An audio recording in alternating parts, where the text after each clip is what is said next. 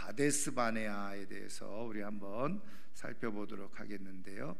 자, 우리 가데스 바네아는 의미는 거룩한 샘이라고 하는 뜻입니다. 그래서 여기 히브리어는 오른쪽부터 왼쪽으로 읽는다 그랬죠. 그래서 카데스 바르네아, 더 정확하게 표현하면 카데스 바르네아인데, 요 카데스가 여러분 많이 보신 문자죠.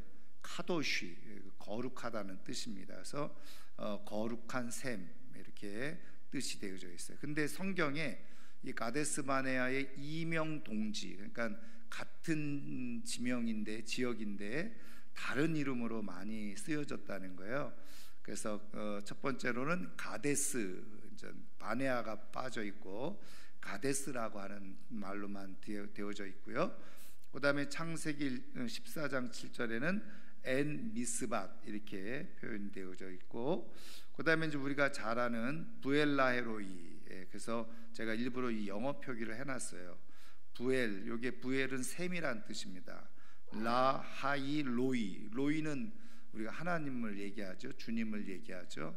그래서 나를 살피시는 주님의 샘, 그런 뜻입니다. 부엘라헤로이, 나중에 좀 볼 거고요. 그 다음에 가데스의 무리바 물, 그 다음에 무리봇 가데스 물, 무리바 가데스 샘, 그래서 다 물, 샘, 이렇게 이제 같이 연결되어져 있는 것을 보게 되어집니다. 자, 그 다음에 이제 그 위치가 어디에 있냐면 시내 반도 동북 쪽에 있는 오아시스 지역의 성읍으로 부엘세바, 우리가 이제 어떻게 보면은 그 이스라엘 가나안 땅의 가장 최남단을 부엘세바, 그리고 이제 아브라함, 이삭, 야곱 족장들이 주로 거주하던 땅을, 마지막 땅이 끝의 땅 부엘세바죠. 근데 이제 부엘세바에서 남서쪽으로 약 80km 지점에 위치해 있고, 바란 광야와 신광야. 그래서 여러분 이제 성경을 보면 신광야가 두 군데가 나와요. 근데 이제 우리식으로 발음하면 이렇게 되어져 있는데, 정확하게 발음하면은 사실은 찐이라고 하는 표현이 맞아요. 찐광야. 그래서 제가 이제 지도를 이렇게 펴봤는데, 여기가 지금 여기 표시되어 있는데 보이시나요? 여기가 이제 가데스 바네아입니다. 그래서 이제 이게 출애굽 경로죠. 그래서 이거는 이제 전통적인 출애굽 경로를 이렇게 잡고 있죠. 그래서 여기가 밑에가 이제 호렙산이죠. 호렙산으로 해서 세일산을 거쳐서 여기 가데스 바네아에 이렇게 이제 이르게 되어졌다는 겁니다. 그리고 이제 여기 그 점선 화살표는 여기 그 영어로 표현되어져 있는 것처럼 스파잉 아웃해서 정탐꾼이 지금 이쪽으로 이제 정탐하러 들어갔다는 거고, 나중에 이제 이스라엘 백성들이 광야 40년 생활을 지나서 요 경로로 해서 이제 가나안 땅에 들어갔다는 겁니다. 요거를 좀 확대한 것이, 제가 요 부분을 좀 확대한 것이 요 오른쪽 그림이죠. 그래서 여기 파란 박스 안에 보면 신광야, 그다음에 가운데 가데스 바네아가 있고, 요 밑에를 바란 광야. 근데 여기 신광야가 사실은 이제 정확하게 표현하면 영어로 표현하면 찐입니다. 찐광야. 근데 이제 우리가 그대로 신광야라고 했고, 여기 밑에 여기를 또 신광야라고 그러거든요. 근데 여기를 왜 신광야라고 그러면 여기 이제 시나이 반도 그거를 표현해 주고 있어서 여기도 신광야라고 하는데, 여기는 영어로 표현하면 SIN입니다. 그리고 여기에 있는 신광야는 ZIN, 그렇게 표현을 합니다. 그래서 근데 어쨌든 영어는 우리 한국말로는 신광야 이렇게 같이 쓰여져 있어요. 그 다음에 이제 말씀드린 부엘세바가 여기죠. 그 다음에 헤브론과 부엘세바, 그 다음에 위에가 베들레헴 이렇게 되어져 있습니다. 그리고 이쪽이 이제 사해죠. 요 이제 이 노선이 바로 이제 그 정탐꾼들이 아마 이렇게 이제 갔을 것이다, 이렇게 이제 보고 있는 겁니다. 그 다음에 요거는 지금 현재 위성으로 찍은 현재 그대로 지도죠.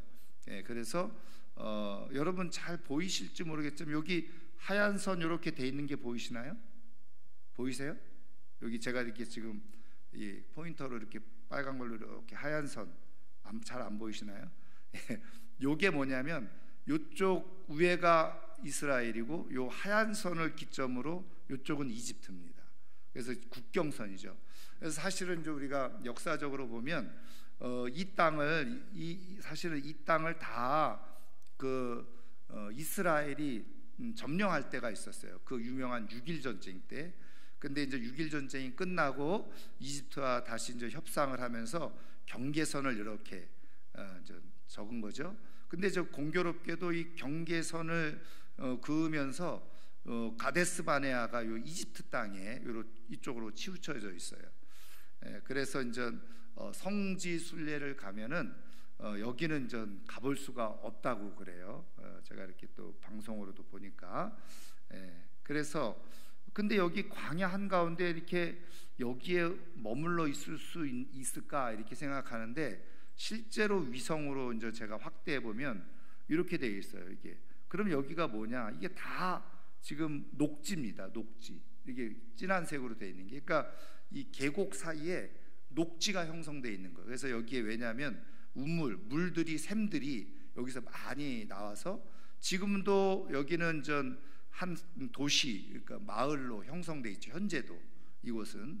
그래서 여기가 이제 가데스 바네아라는 겁니다. 그래서 길게 이렇게 계곡을 따라서 길게 숲이 어마어마하게 형성되어 있어요. 그러니까 이제 저도 이렇게 이 영상을 조금 몇 개 참고해서 보니까 우리는 이제 광야 그러면은 그냥 아무것도 풀도 없고 뭐 물도 안 나고 당연히 그렇죠. 근데 신기하게도 그렇게 이제 광야 곳곳에 이런 우물들이 물이 나오는 곳이 있다는 거예요. 그래서 이렇게 사람들이 살고 지낼 수 있는 그런 곳들이 있다는 거죠. 그래서 이스라엘 백성들이 이곳에 이르러서 여기에 우리가 그 장정만 60만 명이고 다 합치면 약 200만 명 정도가 여기에 머물러 있었다는 거죠. 그래서 이거를 조금 더 실제로, 이거는 실제 사진이죠. 여러분 보시는 대로 여기는 다 이제 광야인데 보시면 나무들이 쭉 이렇게 이제 비옥한 땅으로 이렇게 되어져 있는 것을 우리가 보게 되었습니다. 그 다음에 이제 요 사진을 제가 왜 지금은 이거 좀 가운데 하얀 선 보이나요? 좀 보이시나요? 네, 요게 지금 경계선입니다. 그래서 지금 제가 지금 말한 가데스 바네아가 여기 있고요. 이집트 땅입니다. 그리고 이 빨간 표시로 제가 해놨는데 여기 동네 이름이 가데스 바네아예요. 진짜 현재로. 그러면 여기가 왜 가데스 바네아냐?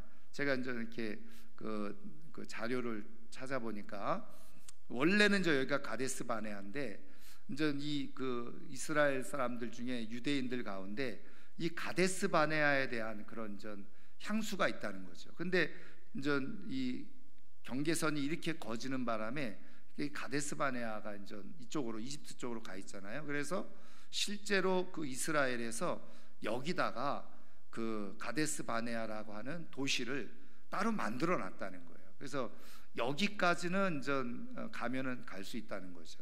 그래서 제가 이 성지 연구하는 분들 영상을 좀 보니까 여기서 이 경계선을 따라서 이렇게 와서 올 수 있더라고요. 근데 물론 여기 그 경계선이 있기 때문에 이쪽으로 넘어가지는 못하는데 이렇게, 그래서 여기가 이름을 유대인들이, 이스라엘 사람들이 가데스 바네아라고 하는 도시를, 조그만 마을을 만들어 놓았다는 겁니다. 그래서 여기가 있고 여기가 원래 성경에서 말하는 곳이다 이렇게 보고 있습니다.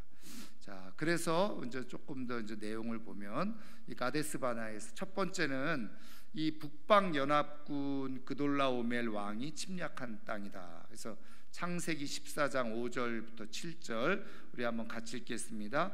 제14년에 그돌라오멜과 그와 함께한 왕들이 나와서 아스도롯 가르나임에서 르바 족속을, 함에서 수스 족속을, 사웨 기랴다임에서 엠 족속을 치고 호리 족속을 그 산 세일에서 쳐서 광야 근방 엘바란까지 이르렀으며 그들이 돌이켜 엔 미스밧 곧 가데스에 이르러 아말렉 족속의 온 땅과 하사손 다말에 사는 아모리 족속을 친지라. 아멘. 요 내용이 무슨 내용이냐면요, 우리가 성경을 보시면 이 북방에 이 네 왕이 있어요. 그래서 지금 시날 왕 아므라벨, 엘라살 왕 아리옥, 엘람 왕 고돌라오멜, 그 다음에 고임 왕 디달, 이 네 왕이 있고, 그 다음에 이 남쪽에 지금 제가 이 박스로 표시되어 있는데, 이 박스에 있는 왕들이 지금 이 소돔 왕 베라, 고모라 왕 비르사, 아드마 왕 시납, 스보임 왕 세메벨, 소알 왕 벨라, 이렇게 이제 돼 있는데, 이제 요쪽 북방 쪽에 있는 그런 왕들인데, 여기에 대표적인 왕이 엘람 왕 고돌라가 아니라 그돌라오멜이죠. 그돌라오멜. 근데 지금 이 왕들이 이 그돌라오멜에게 조공을 바쳤다는 거예요. 무려 이제 14년 동안. 근데 아까 읽은 말씀에 이제 14년이 지나서 이제 이게 조공을 바치지 않은 거예요, 이 밑에. 그러니까 이제 이 네 그 성읍에 이제 왕들이 동맹을 해서 지금 남쪽에 이쪽을 공격해 들어온 겁니다. 그래서 요 루트가 공격해 들어온 루트예요. 그리고 이제 요 다섯 왕이 여기 있고, 여기 에시온게벨까지 와서 여기가 지금 가데스죠. 가데스 바네아. 여기를 정복하고 아말렉을 정복하고, 그리고 왔는데 여기 그 지금 네모 박스 안에 시딤 골짜기. 그래서 요 그 다섯 왕이 연합을 해서 시딤 골짜기에서 이 네 왕과 이제 전투를 벌이는데, 이 네 왕이 북방 왕들이 다 이겨요. 그래서 여기 사람들 전리품 그리고 사람들을 이끌고 이제 이 북쪽으로 자기네로 다시 돌아가게 되죠. 이제 요 지도가 뭐냐면, 이때에 여기 이제 헤브론에 이제 살고 있었던, 여기가 브엘세바고 여기가 헤브론인데, 헤브론에 살고 있었던 아브라함이 지금 여기 소돔 고모라 땅에 있었던 자기 조카 롯이 지금 이 왕들의 북방 왕들에 의해서 붙잡혀갔다는 이야기를 듣죠. 그래서 이제 우리가 그 창세기 14장을 읽어보면 아브라함이 집에서 길리운 사람들 318명을 이끌고 추격을 하는 거예요. 그래서 추격해서 여기서 이 단에서 이제 결국 이제 싸움을 하고 전투를 해서 승리를 하죠. 그리고 이제 돌아오게 되어져서 여기 예루살렘에서 우리가 이제 잘 아는 그런 멜기세덱 제사장을 만나서 11조를 드리고 뭐 이런 이제 일을 하죠. 네, 그래서 지금 여기 이 가데스가 바로 이 북방 왕들에 의해서 정복당했던 땅이었다 이제 하는 겁니다.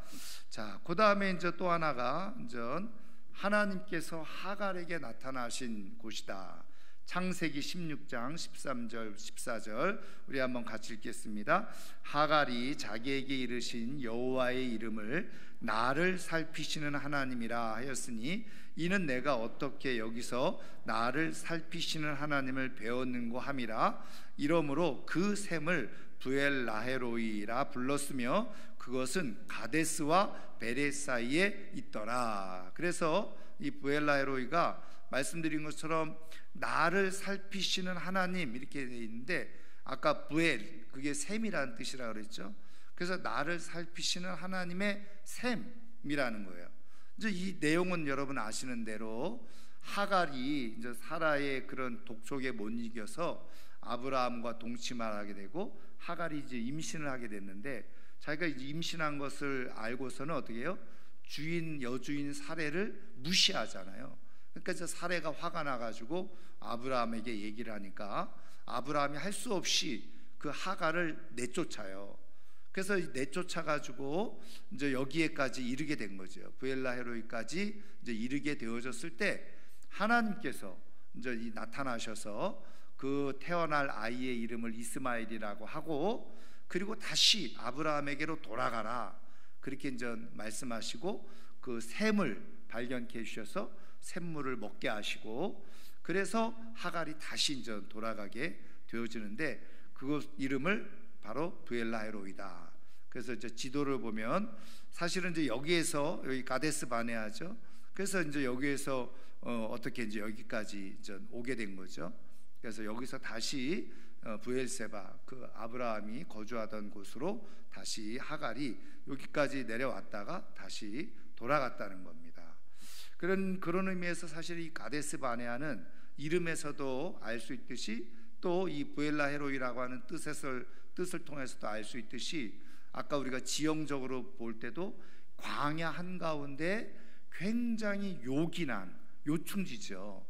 그래서 거기에서 사람들의 생명을 얻게 하는 그런 중요한 셈, 다시 말하면 하나님의 어떻게 보면 은혜가 상징적으로 보여지는 땅, 거기가 바로 가데스 바네아. 그래서 거룩한 셈, 하나님의 돌보심이 있는 곳이라고 하는 그런 표현이 바로 가데스 바네라고 하는 뜻에 담겨져 있는 거죠. 그래서 이제 아브라함도 여기에 이제 거주했다는 거예요. 창세기 20장 1절 같이 읽습니다. 아브라함이 거기서 네게부 땅으로 옮겨가 가데스와 술 사이에 그랄에 거류하며, 그랬죠. 그래서 여기 원래는 전 여기가 부엘세바가 여기 있죠. 헤브론이 여기 있고 예루살렘 여기 있고, 그래서 여기 헤브론에서 거주하다가 네게부라고 하는 게 원래는 남쪽이라는 뜻이에요. 예. 그래서 남쪽, 이거를 그래서 네게부를 옛날에는 남방 이렇게 그냥 남쪽이라고 하는 뜻을 번역을 했는데, 이제 최근 번역 성경에는 네게부라고 하는 원래 단어를 그대로 이제 사용을 해주고 있죠. 자, 그래서 이 부엘세바를 중심으로 그랄은 여기입니다. 그래서 주로 이제 아브라함이 거류했던 활동 지역이 이쪽 지역이 됐다는 거죠. 그래서 여기에 가데스 바네아가 여기에 같이 포함되어져 있다 하는 것입니다. 자, 그 다음에 이제 중요한 것이 이삭이 리브가를 만나서 거주하던 곳이다. 그래서 자, 창세기 24장 61절 62절 같이 읽습니다. 리브가가 일어나 여자 종들과 함께 낙타를 타고 그 사람을 따라가니 그 종이 리브가를 데리고 가니라. 그때 이삭이 부엘라헤로이에서 왔으니 그가 네게부 지역에 거주하였더라. 그래서 아까 말씀드린 것처럼 부엘라헤로이가 미치고 네게부 지역에 거주했다는 거죠. 자, 그래서 이제 부엘라헤로이에서 와서 이삭이 누구를, 자기 아내들 리브가를 만나게 되어졌다는 거예요. 자, 그 다음에 창세기 25장 11절에 같이 읽습니다. 아브라함이 죽은 후에 하나님이 그의 아들 이삭에게 복을 주셨고 이삭은 부엘라헤로이 근처에 거주하였더라. 그래서 앞서 말씀드린 것처럼 이 거룩한 셈, 사람들이 충분히 거주하고 살만한 그런 지형을 가지고 있었기 때문에 바로 이삭이 여기에 거주했었다는 것입니다. 자, 그 다음에 이제 우리가 너무나도 잘 알고 있는, 또 오늘 우리가 읽은 말씀 내 내용에서 살펴볼 수 있는데요. 자, 가나안 땅을 정탐하는 곳이 됐고 정탐하고 돌아온 곳이 됐는데, 자, 먼저 신명기 1장 2절 같이 읽습니다. 호렙산에서 세일산을 지나 가데스 바네까지 10하룻길이었더라 그랬어요. 그래서 지도를 먼저 다시 보면 지금 여기 고센에서 시작해서 숫곳 이렇게 해서 여기가 시내산이죠. 호렙산이라고도 하고, 이제 여기에서 여기 그 세일산을 거쳐서 여기 가데스 바네아까지 오는데 10하룻길이었다는 거예요. 10하룻길. 그래서 여기에서 어느 정도 지냅니까? 여기 시내산에서 와서 1년 정도를 시내산에서 지내죠. 이 시내산에서, 시내 광야에서 이스라엘 백성들이 1년 정도 머무르면서 두 가지 중요한 사건이 있죠. 어떤 사건이 있습니까? 이 시내산 호렙산에 올라가서 모세가 십계명을 받고 그리고 율법을 받죠. 그리고 또 하나 뭐예요? 성막에 대한 이야기를, 하나님으로부터 성막 설계도를 받잖아요. 그래서 1년 동안 한 일이 뭐냐? 성막을 만드는 일을 한 겁니다. 성막을 만들고 그리고 그 십계명을 따른 율법을 제정하고, 그래서 제사법을 만들고, 그런 일들을 사실은 여기에서 행하게 된 거죠. 그리고 1년이 지나고 10하루 만에 가데스 바네아에 이르렀다. 그러니까 이 10하룻길이 이렇게 왔다는 거는 사실은 이게 우리가 거리적으로 지도상으로는 멀어 보여도 사실은 충분히 갈 수 있는 거리라는 거죠. 자, 이렇게 이제 10하룻길이었는데 요 옆에 있는 지도는 그냥 제가 참고로 제가 성경 공부할 때도 이렇게 한 번씩 보여주는 건데 출애굽 경로에 대한 다양한 의견들이 있어요. 그래서 근데 지금 요거는 가장 그냥 지금까지 전통적으로 그렇게 소개되어져 있고 알려져 있는 통로, 이게 그 출애굽 경로입니다. 그래서 요 하늘색이 이렇게 되어져 있죠. 그리고 이제 최근에 가시떨기 나무라고 하는 책을 통해서 요렇게 됐을 것이다. 그래서 여기가 바로 호렙산이었을 것이다. 여기 그거는 제가 아마 신의 산 할 때 한번 여러분들에게 좀 그런 내용들을 소개해주고 말씀해준 것으로. 그래서 여기는 지금 사우디아라비아잖아요. 이쪽에 이렇게 했을 것이다. 이런 경로들 얘기하고 있는데, 어쨌든 지금까지 가장 전통적으로 알려진 경로는 요 경로를 이렇게 얘기하고, 지금은 전쟁 중이어서 그렇지만 성지순례 가면 이집트로 들어가서 요 경로로 따라서 이렇게 성지순례를 또 하기도 하죠. 자, 이렇게 그래서 요 시내산에서 가데스 바네아까지 10하루길이었다. 그래서 여기 가데스 바네아 이르러 가지고 한 일이 뭐라고요? 앞서 말씀드린 것처럼 정탐꾼을 파견하죠. 그래서 40일 동안 땅을 정탐하게 됩니다. 그래서 이 정탐한 곳이 어디냐? 바로 여기입니다. 그래서 여기 가데스 바네아에서 시작을 해가지고 여기 하맛 어귀까지, 여기까지죠. 여기까지 정탐하고 40일 동안 돌아오게 되어진 겁니다. 자, 그래서 40일 동안 돌아와서 요 민수기 13장 25절 26절 같이 읽겠습니다. 40일 동안 땅을 정탐하기를 마치고 돌아와 바란 광야 가데스에 이르러 모세와 아론과 이스라엘 자손의 온 회중에게 나와 그들에게 보고하고 그 땅의 과일을 보이고 그랬죠. 자, 그래서 40일 동안 이 정탐하고 돌아왔는데, 그렇게 보고하는 사이에 어떤 일이 일어났습니까? 우리가 잘 알고 있는 대로 12명의 정탐꾼을 보냈는데, 그 12명 중에서 10명이 뭐라고 보고를 해요? 그 땅을 들어가고 났더니 정말 좋은 땅이었다, 비옥한 땅이었다. 그런데 거기에 누가 있어요? 아낙 자손들이 있어서 그 사람들은 다 전쟁에 능한 사람들인데, 우리가 거기 사람들에 비하면 우리는 마치 메뚜기에 불과하다. 그래서 우리는 그 땅에 들어가면 우리는 그들에 의해서 완전히 다 망하고 말 거다. 그렇게 보고를 한 거예요. 그러니까는 그 말을 들은 이스라엘 백성들이 거기서 막 모세를 원망하고 하나님을 원망하면서 탄식하는 일이 일어나게 되어진 거죠. 근데 우리가 잘 아는 대로 10사람 중에 2사람 여호수아와 갈렙만은 뭐라고 얘기해요? 하나님은 우리에게 허락하신 땅이니 우리가 하나님을 의지하고 들어가면 저들이 거꾸로 우리의 밥이 될 것이다. 그러면서 하나님의 약속을 믿고 들어가자고 하죠. 그런데 이스라엘 백성들이 누구의 말을 더 듣습니까? 10명의 말을 더 듣고 결국은 거기서 모세를 원망하고 하나님을 원망하고 그렇게 울부짖는 일. 그래서 우리를 여기까지 이르게 해서 여기서 우리를 죽게 하려고 하느냐, 그러면서 야단을 치지요. 그래서 우리가 얘기하는 것 중에 다수결이 다 옳은 것은 아니다, 이럴 수 있다는 거죠. 인간의 그런 가지고 있는 이 약점, 그런 것 중에 하나가 그런 거라는 거죠. 자, 어쨌든 그래서 우리가 알고 있는 대로 그 결과가 어떤 일이 일어났습니까? 자, 이스라엘 백성들이 40년 광야 생활이 시작된 곳인데, 민수기 14장 34절 같이 읽습니다. 너희는 그 땅을 정탐한 날수인 40일의 하루를 1년으로 쳐서 그 40년간 너희의 죄악을 담당할지니 너희는 그제서야 내가 싫어하면 어떻게 되는지를 알리라 하셨다 하라. 나 여호와가 말하였거니와 모여 나를 거역하는 이 악한 온 회중에게 내가 반드시 이같이 행하리니 그들이 이 광야에서 소멸되어 거기서 죽으리라. 아멘. 그래서 이 가데스 바네아에서 결국은 그 정탐꾼들의 보고에 백성들이 잘못 결정을 하죠. 잘못 선택을 하는 거죠. 그래서 40일 동안 정탐했는데 그 40일을 하루를 1년으로 계산해서 40년 동안 죄악을 담당하게 될 것이다. 그래서 어떻게 해요?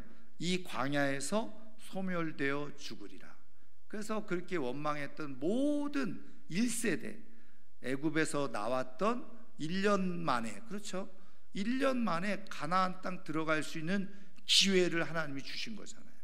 그런데 거기서 어떻게 해요? 하나님의 말씀을 무시하고 상황과 환경에 그냥 눌려서 원망하고 불평하다가 결국은 1세대는 다 죽어요.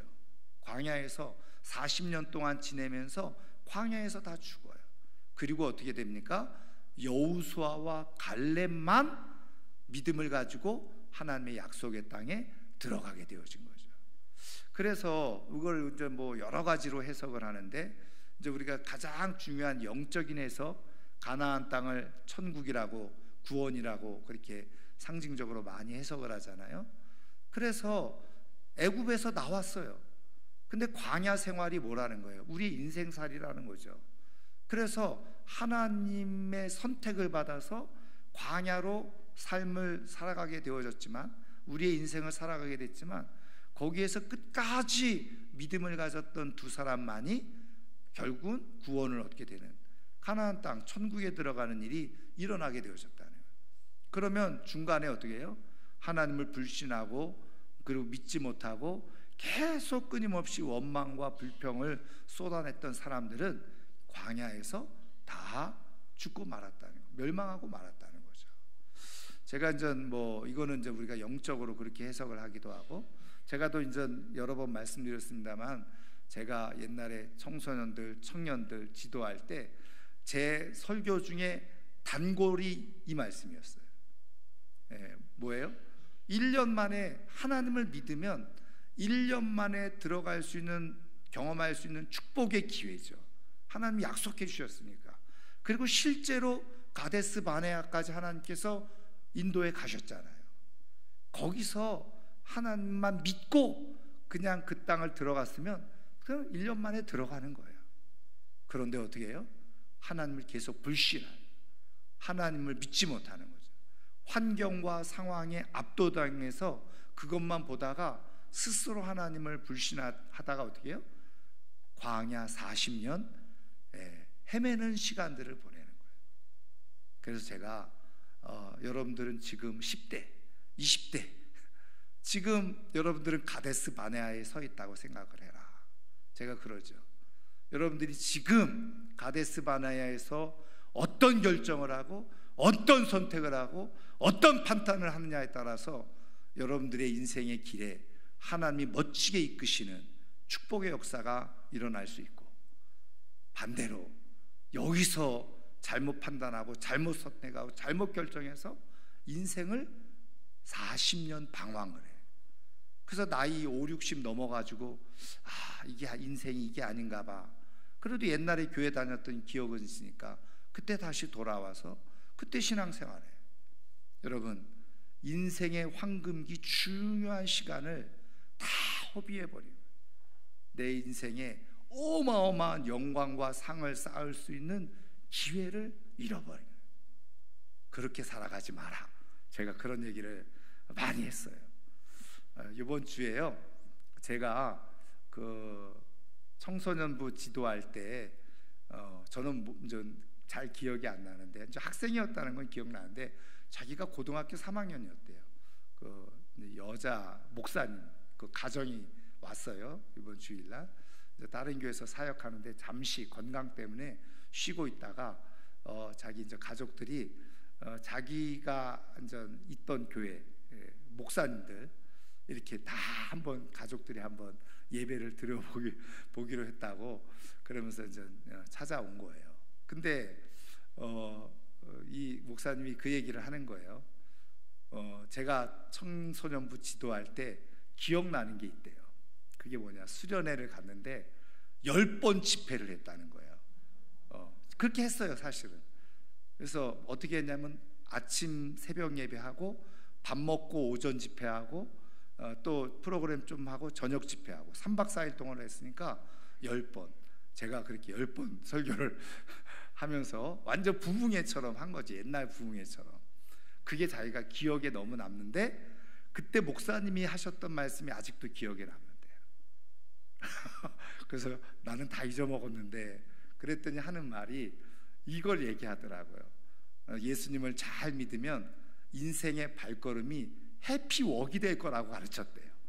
그러면서 내가 이렇게 해피웍이다 이러면서 그렇게 했다고 그 말을 막 얘기를 하더라고요.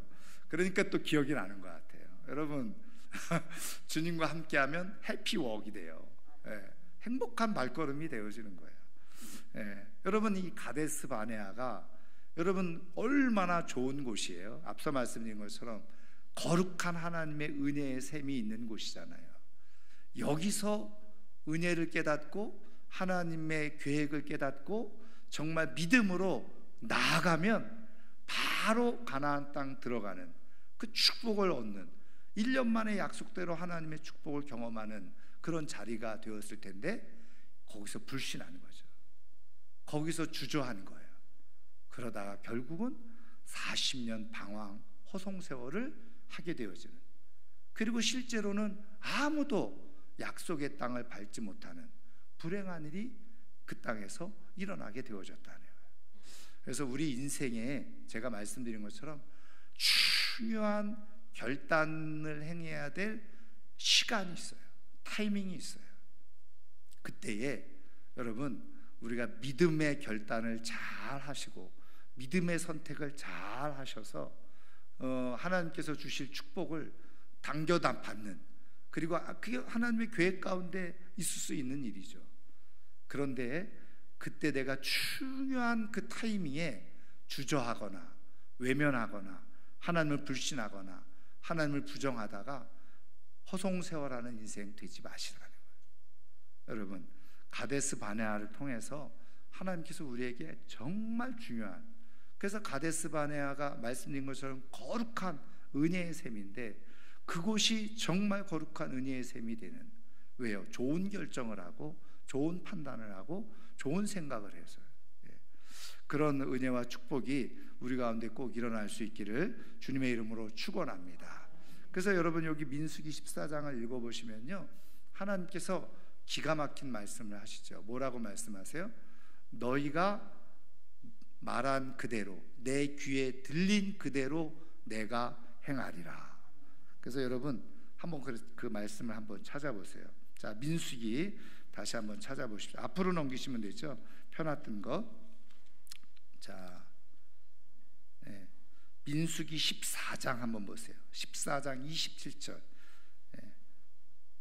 찾으셨어요? 민수기 14장 27절. 네, 219페이지입니다.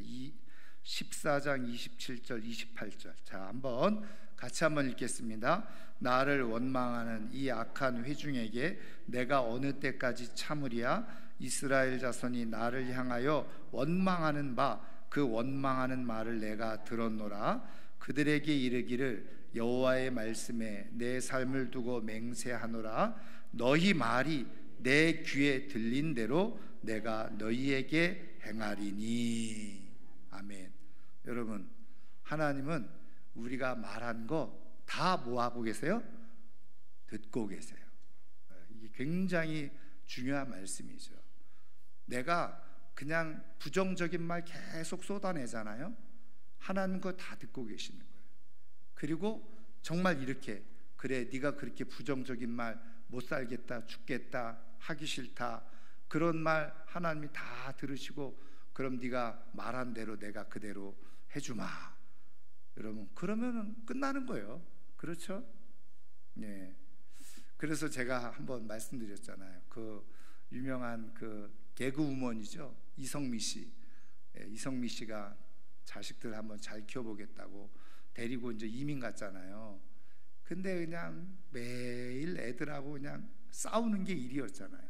근데 자기 입이 그렇게 교회를 다니면서도 막 걸었다는 거예요. 애들한테 막 욕하고 막 난리를 쳤다는 거죠.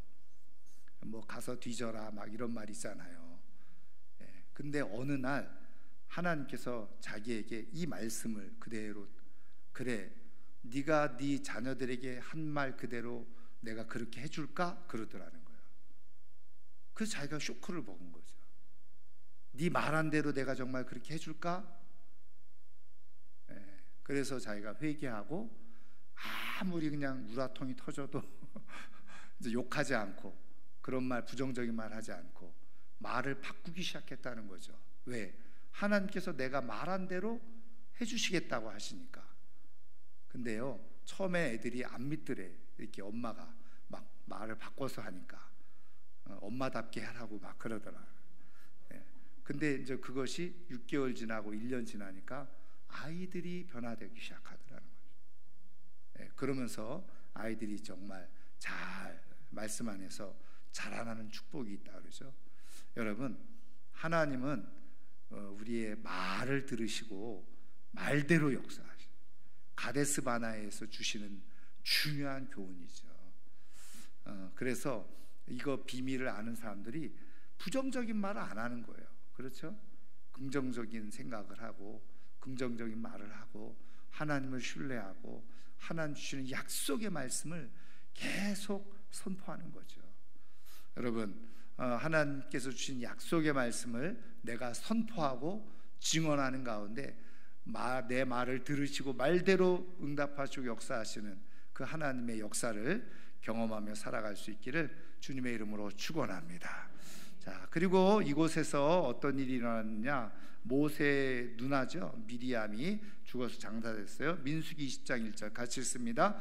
첫째 달에 이스라엘 자손 곧 온 회중이 신광야에 이르러 백성이 가데스에 머물더니 미리암이 거기서 죽음에 거기에 장사되니라. 또 마지막으로 이곳에서요, 이제 이스라엘이 말씀드린 대로 이제 가나안 땅으로 가려고 할 때 이 에돔과 모압 땅을 지나가야 되는데 이제 그 내용이에요. 자, 사사기 11장 16절 17절 같이 읽습니다. 이스라엘이 애굽에서 올라올 때에 광야로 행하여 홍해에 이르고 가데스에 이르러서는 이스라엘이 사자들을 에돔 왕에게 보내어 이르기를 청하건대 나를 내 땅 가운데로 지나게 하라 하였으나 에돔 왕이 이를 듣지 아니하였고 또 그와 같이 사람을 모압 왕에게도 보냈으나 그도 허락하지 아니하므로 이스라엘이 가데스에 머물렀더니 그랬죠. 다시 한번 지도를 보시면 여기 가데스 바네아에서 그래서 이렇게 여기서 어떤 지도는 이렇게 맴돌았다는 거예요. 가데스 바네아를 중심으로 해서 맴돌았는데 이렇게 있다가 사실은 이 들어가려면 에돔 모압 땅을 가로질러서 가는 게 제일 빠른 길이에요.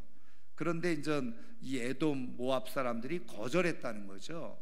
그래서 사실은 약간 이제 돌아서 이제 가게 되어지는데 그것으로 인해서 이제 에돔과 모압은 하나님으로부터 책망을 받고 징계를 받는 일들이 이제 일어나게 되는 것을 우리가 볼 수가 있습니다. 자, 그리고 이제 마지막으로 요거는 아까 말씀드린 대로 여기 가데스 바네아가 이렇게 확대해서 보면 이렇게 아주 비옥한 그 많은 물들이 나서 울창한 숲이 있었다는 겁니다. 자, 오늘 말씀을 우리가 한번 같이 생각을 하면서 우리 이제 마치고 기도를 하기를 원하는데요.